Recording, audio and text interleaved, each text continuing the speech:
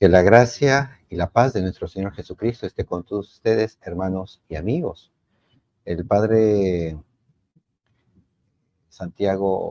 Javier Martín, perdón, de los Franciscanos de María, en su homilía del el pasado domingo que hemos celebrado la festividad de nuestro Señor Jesucristo, Rey del Universo, ha dicho algo que, gracias a Dios, los sacerdotes de Franciscanos de María vienen eh, observando positivamente para un cambio dentro de la iglesia, y ahora el padre Javier Martín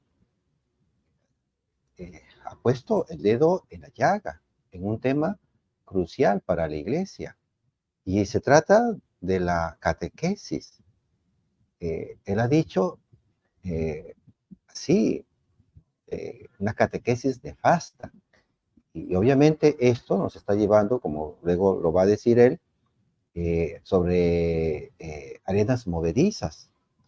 Y no le faltan razones, porque con esto de la catequesis que se nos viene impartiendo ya en estas últimas décadas, en este siglo, hemos visto una gran deserción y bastante protestantización dentro de la iglesia. Y no solamente eso, muchos bautizados, muchos miembros de la iglesia, antes bien, están absorbiendo diferentes filosofías de vida, entre ellas la nueva era, el budismo y tantas otras, panteístas, de forma incluso panteístas, ¿no? Y cuántos no, pues, a la brujería, al chamanismo, queriendo volver al paganismo, por ejemplo, acá en Perú, el paganismo inca, esto de la Pachamama, el uso de las hojas de coca para la adivinación, etcétera. Entonces, nosotros, ciertamente, más décadas atrás, estoy hablando de, digamos, de 4 décadas atrás, cuando pues yo recibí mi catequesis de la comunión, y luego unos años después para la confirmación, ciertamente uno no se percataba de las debilidades que tenían la formación catequética. A buena hora hemos tenido catequistas, y hay catequistas actualmente, yo creo que, si no todos, la mayoría, lo hacen con gran amor, con gran dedicación, y a mí me consta porque mis colegas catequistas los veo esforzarse y les veo un sentido de amor por enseñar, por transmitir la fe, y eso es loable. Yo los felicito acá en Sullana, Perú, a mis hermanos en catequesis, que lo hacen con una verdadera devoción. Ahora, entonces, ¿qué está pasando con la catequesis? Pero antes de eso, vamos a escuchar a- al padre Javier Martín, de sus propios labios, lo que él dijo. Y Señor, porque es el Creador. Sin Él no se hizo nada de lo que existe. Dios tiene derechos y nosotros tenemos deberes. Hoy en día, desgraciadamente, debido a una nefasta catequesis que se ¿Qué? nos ha ¿Cómo? dado, ¿Qué lo dijo? Una normalmente nefasta tratamos a catequesis. Dios como si fuera... Vamos a escucharlo otra Hoy vez. en día, desgraciadamente, debido a una nefasta catequesis que se nos ha Otra dado, vez. desgraciadamente, derechos y nosotros tenemos deberes. Hoy en día, desgraciadamente, debido a una nefasta catequesis que se nos ha dado, normalmente tratamos a Dios como si fuera un colega, un amigo, un amigo. Bueno, están escuchando ustedes mismos. Está diciendo una nefasta catequesis. Vamos a continuar escuchándolo un poquito más. Pero ni es ni un colega, ni un amigo, ni un amigote. Dios es el Señor. Y si no comprendemos y no tratamos a Dios así, si le bajamos de ese lugar, nuestra fe estará edificada sobre las arenas movedizas. Bien, como ustedes están escuchando, sobre arenas movedizas. Eh, Entonces, es que claro, Dios tiene derechos, y lo están insistiendo grandemente los padres franciscanos de María. Esos derechos, pues, entre ellos está el de asistir a misa, a dar gracias. Es el amor que el Padre nos tiene todos los días y nos protege, nos cuida, nos alimenta. Y aquí estamos todos. Entonces, tiene derechos, pero ¿qué pasa? No estamos yendo a misa, eh, hay actos sacrílegos que se realizan dentro de los templos, a veces invitan a grupos de otras religiones dentro de nuestras iglesias, etcétera, ¿no? Hay variedad de formas como es que se están eh, violentando los derechos de Dios. Entonces, continuemos un poquito más lo que dice el padre Santiago Martín, perdón, Javier Martín. Sobre el terreno poco firme del mero sentimiento. Cuando quito a Dios sus derechos, trato a Dios en función de mis apetencias. Vengo a misa si tengo que pedir o si me apetece y necesito venir a misa, pero se me olvida que Dios es el Señor y Dios tiene derechos y que por lo tanto yo tengo deberes. Cuando quito a Dios de ese lugar que le corresponde, no le trato como Él se merece. Dios es el Señor y es Rey porque es el creador de todo lo que existe.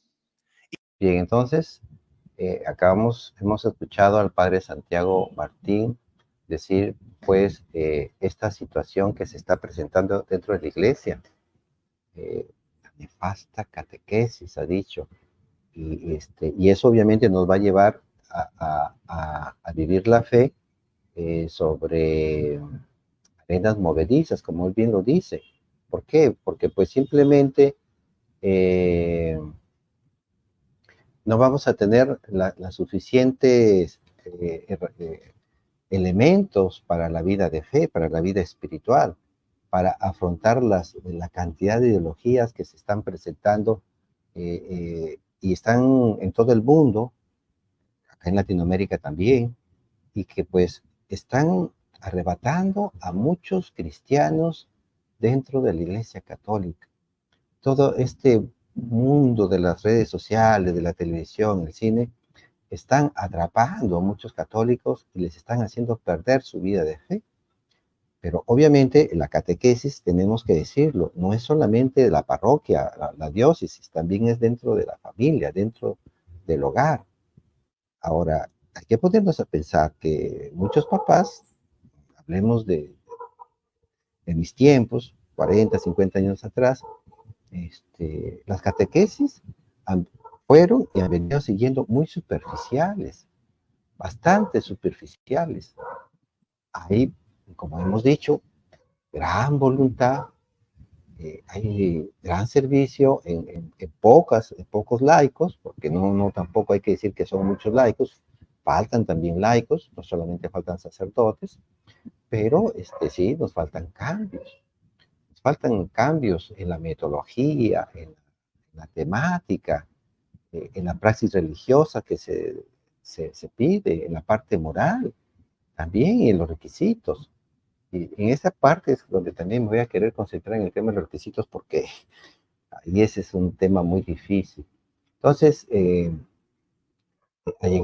hemos llegado a tener un desconocimiento de la fe, la gente no sabe leer, coger una Biblia, cómo utilizarla, no sabe qué libros están en el Antiguo Testamento, qué libros en el Nuevo Testamento, no saben ni cuántos libros hay en la Biblia, ¿cierto? Incluso hay mucha gente que empieza a oponerse por desconocimiento, obviamente, a la doctrina moral, ética de la iglesia.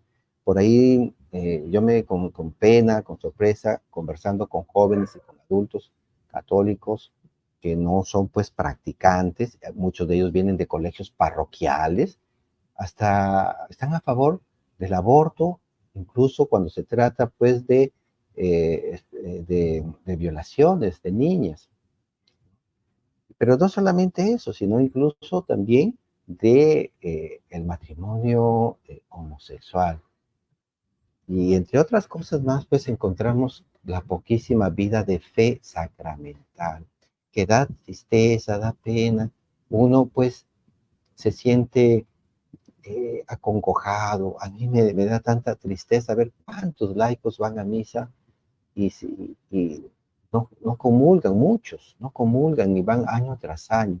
Ese es un dolor. Si a mí me duele, ¿cómo le dolerá a Jesucristo, nuestro Señor?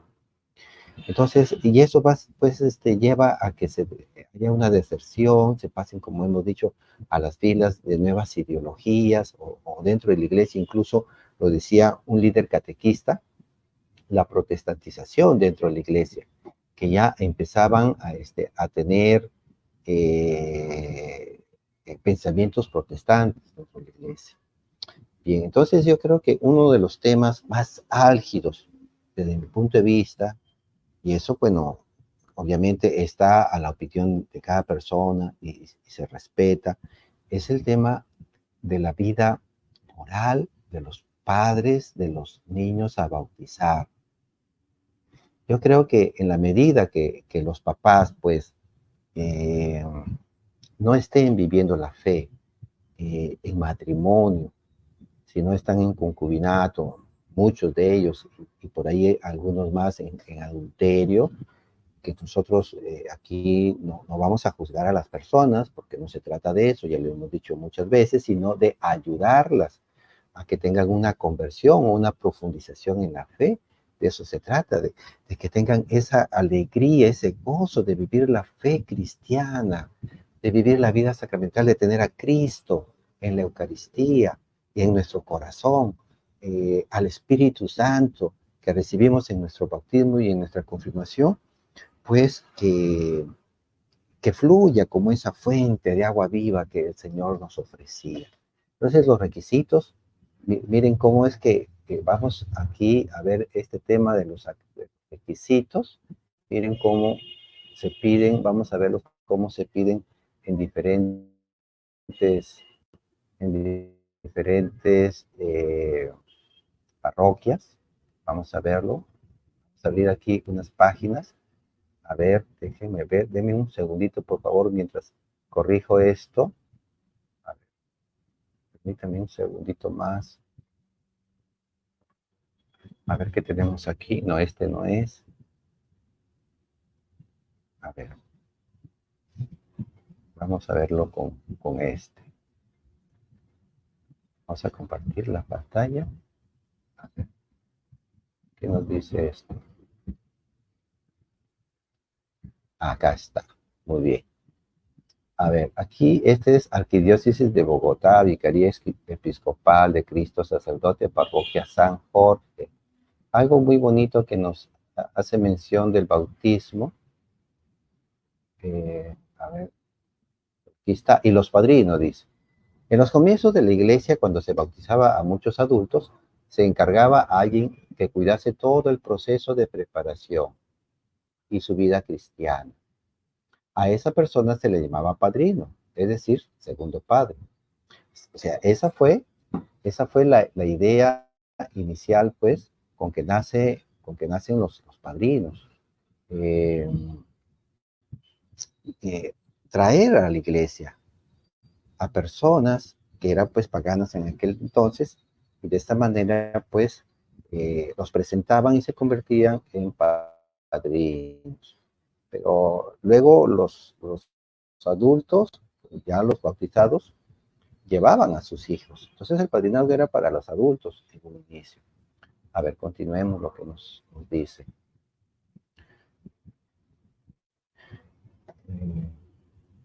Cuando un niño es bautizado, esto ya es tiempo presente, cuando un niño es bautizado, los primeros responsables son sus padres, pero también sus padrinos comparten esta tarea acompañando a los padres y colaborando en la formación cristiana de su hija.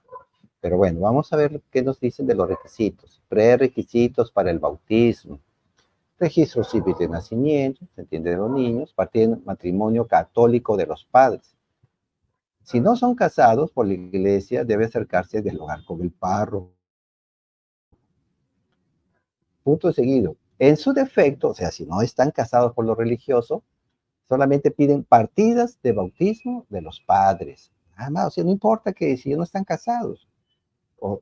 si están en concubinato, están en adulterio, no importa, vengan, tráiganos acá a los niños, traigan los partidos. Y la justificación es que dicen, hasta cierta forma, es que los niños tienen derecho a ser bautizados, todos tienen pues derecho a ser bautizados, hasta los no católicos, no cristianos, pero no los podemos obligar a bautizarse. Esa es una decisión personal, pero aquí se trata de niños. Ahora, este es el meollo del asunto, la situación, la vida moral de los papás, que es contradictoria a la vida de fe del propio cristiano. O sea, si no le podemos dar a un pagano y un pagano no va a querer, ahora un cristiano, ¿cierto? Que quiere bautizar a sus hijos, pero no está llevando la vida de fe. Bien, ahora, luego dice, fotocopia de la cédula de padres y padrinos. Sobre los padrinos nos dice que los padrinos hayan recibido los sacramentos del bautismo, primera comunión y confirmación, sean creyentes y practicantes y garanticen la educación en la fe de sus ahijados. Miren cómo acá sí se puntualiza que los padrinos sí tengan todos los sacramentos de iniciación cristiana. Eso no se pide para los padres. Eso no se pide para los padres. Ya eso ya resulta penoso. No se pide para los padres. Antes, más bien, a terceros, y en este caso van a ser los padrinos, antes a estos se les exige mucho más que a los papás. Bueno, a ver, ¿qué otro requisito más nos están poniendo?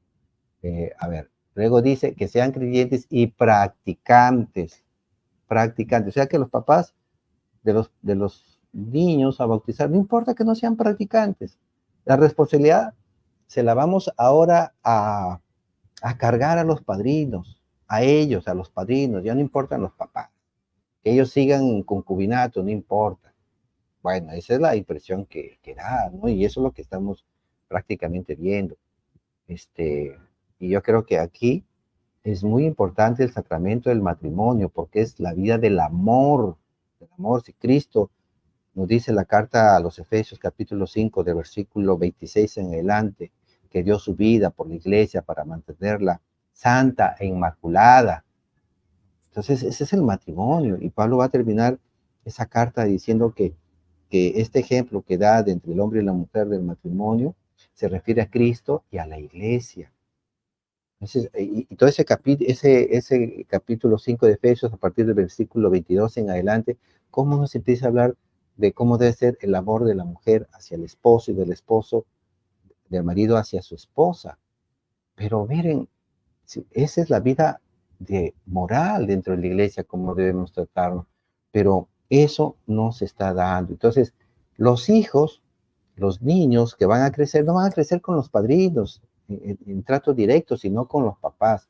Y lamentablemente ya me ha pasado a mí, que he sido padrino de tres hijos de una persona conocida por mí, y se les fue dando el bautismo, la comunión, la confirmación a cada uno, pero el último de los niños más chiquitos me pedían que nuevamente sea padrino, si no mal recuerdo, para la comunión. Creo que no, ya no, pero si van pasando año tras año, varios años, y estas personas conocidas, los papás, no estaban casados.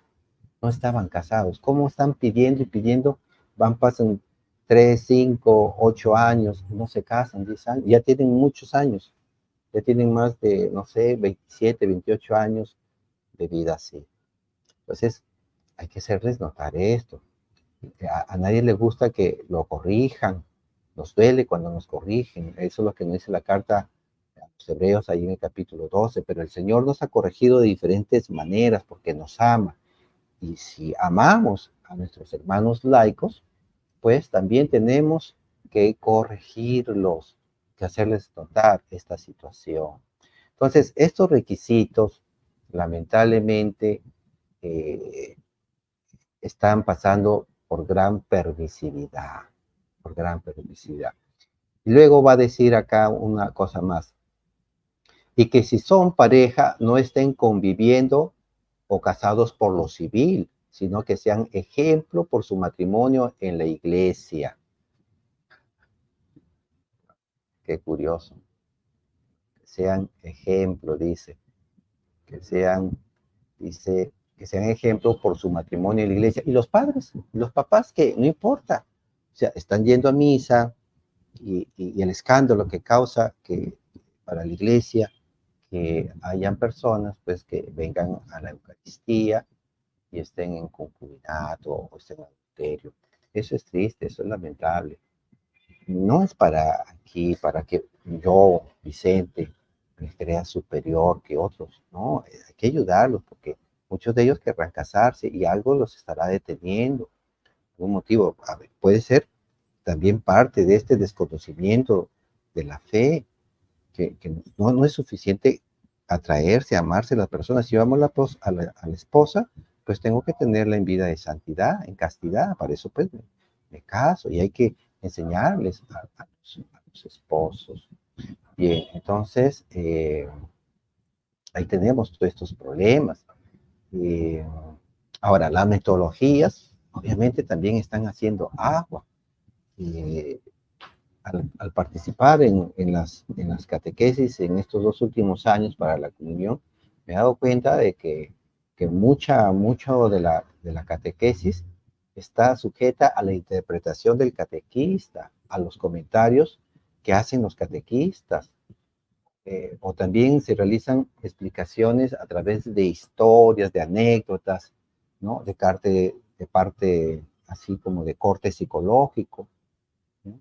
Luego encontramos temas amplísimos que son tratados en 1 hora, en 2 horas, cuando eso van a requerir 3, 4 jornadas. Entonces no vamos a poder abordar y comprender suficientemente bien determinados temas. No nos grabamos los textos bíblicos porque de la palabra de Dios casi ni se lee, eso está al margen nomás. Así, hay temas que excepcionalmente se leen varios párrafos de algún texto bíblico. Entonces, con todo esto, si el catequista es el que va a dar su opinión sobre tales o cuales cosas, sin que se haga una lectura de la Biblia, sin que se parta de ella, entonces la catequesis va a quedar solamente en cuestiones superficiales. De ahí que se propone, y proponemos nosotros ante todo esto, el método del padre Luis Toro, el método del padre Luis Jaénes Toro. Ustedes han visto por las redes sociales la atracción y el cambio que ha producido en muchos laicos y también, ¿por qué no?, en varios sacerdotes que ya, a mí me da el gusto que ya lo están imitando de manera positiva y seguro que a raíz de este método del padre Luis Toro se va a mejorar y va a salir quizás un mejor método. Ha tenido un éxito monumental el padre Luis Toro porque es bíblico. Su teología no es una teología de tecnicismos científicos, sino es un lenguaje accesible a las personas, como él dice que es campesino del campo, incluso utiliza muchos términos propios de los sectores rurales, agropecuarios. Entonces, eso, como muchos nosotros latinoamericanos hemos vivido alrededor, pues, de zonas rurales, campesinas, se nos hace fácil, ameno y agradable y comprensible las enseñanzas del padre Luis Toro. Bien, entonces, yo creo que, y a mí me ha dado bastante satisfacción, bastante éxito en la comprensión de que las personas tienen de la Biblia.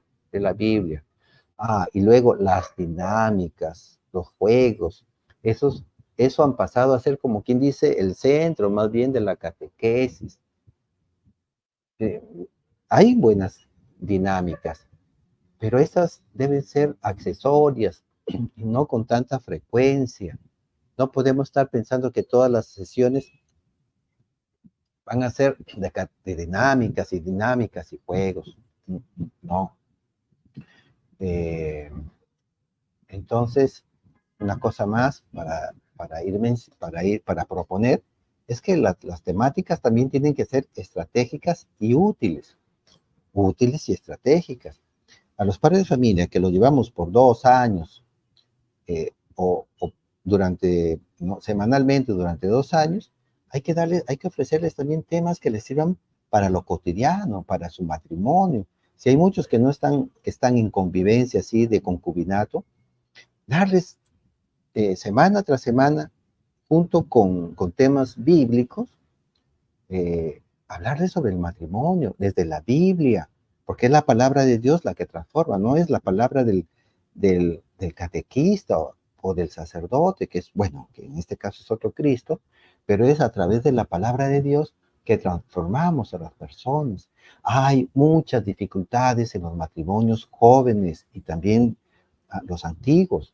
Necesitan orientar, fortalezas desde la palabra de Dios, herramientas de la palabra de Dios, luz, el mensaje divino. Y los jóvenes, hablar también, junto con temas bíblicos, pues de la sexualidad y también del matrimonio, ya a los adolescentes o jóvenes, púberes que ya están entre 15 y 16 años, en el sacramento ya de la confirmación, irlos preparando para el matrimonio. Entonces, por ahí yo creo que eso va a ser importante, la temática. Las temáticas, pues, ¿de qué nos hablan? De las parábolas del Señor, de los milagros del Señor, quiénes eran los profetas, el año litúrgico, los colores que se utilizan en los años litúrgicos, la organización de la iglesia, de cardenales, obispos, etcétera. Todo eso está bien, pero hay cosas más profundas, ¿no? Y entre las cosas que ahora se están necesitando es la apologética. A través de la apologética no es que solamente nos llenamos de conocimiento bíblico, eh, y me refiero a la apologética bíblica, no me refiero a la apologética frente a la ciencia, la apologética racional o la apologética histórica o la apologética cultural, de que ahora se está tratando mucho el tema de la batalla cultural. No, sino más bien me refiero a la apologética que hace el padre Luis Toro, la Biblia, que tengamos fundamentos bíblicos y después lo podemos complementar con historia, con cultura, etcétera, pero necesitamos ahí. Ahora, junto pues con la evangelización, con la apologética, es la evangelización, porque necesitamos volver a la parte moral, a la parte de los 10 mandamientos, y profundizar estos 10 mandamientos que nos inviten y nos lleven a la vida de santidad. Las personas quieren ser buenas, luchan por ser buenas, se sienten bien siendo buenas, pero necesitan motivación, necesita que se les hable de esto, que se les dé bases para que ellos así vivan de repente con dificultades económicas, se mantengan en la fe. Entonces necesitan ahí un liderazgo moral, un guía moral, ejemplos de vida moral. Y yo conozco muchos catequistas, y no todos, que llevan una excelente vida moral. Dios pues nos ha llamado a ser santos, pero esa santidad también crece con el conocimiento. Así con una catequesis nefasta no vamos a poder seguir. Tenemos que hacer cambios, verdaderos cambios en la metodología, en la temática. Hay que capacitar a los laicos. Hay que darles también teología y filosofía. ¿Por qué los dejamos a ellos solos que se capaciten? No, también hay que darles. Entonces, y que sea también útil y estratégica esta catequesis, que a los padres de familia les ayude en su vida matrimonial, en sus formas de comunicarse, porque también hay que saber técnicas incluso de conciliación, cómo conciliar los diferentes puntos de vista que a veces se contradicen con los esposos. Y la relación padres-hijos, eso también es importante, y el trabajo, ¿por qué no? Entonces, hermanos, espero que esta breve reflexión, porque es mucho hablar, invitamos a los sacerdotes, a los obispos, a los laicos, a que apuntemos a hacer cambios en la catequesis. Rezamos por ustedes, también recen por nosotros, los invitamos a los que nos escuchan a suscribirse y acá estamos a la espera también de sus comentarios. Que el Señor los bendiga y seguiremos atentos en otro tema.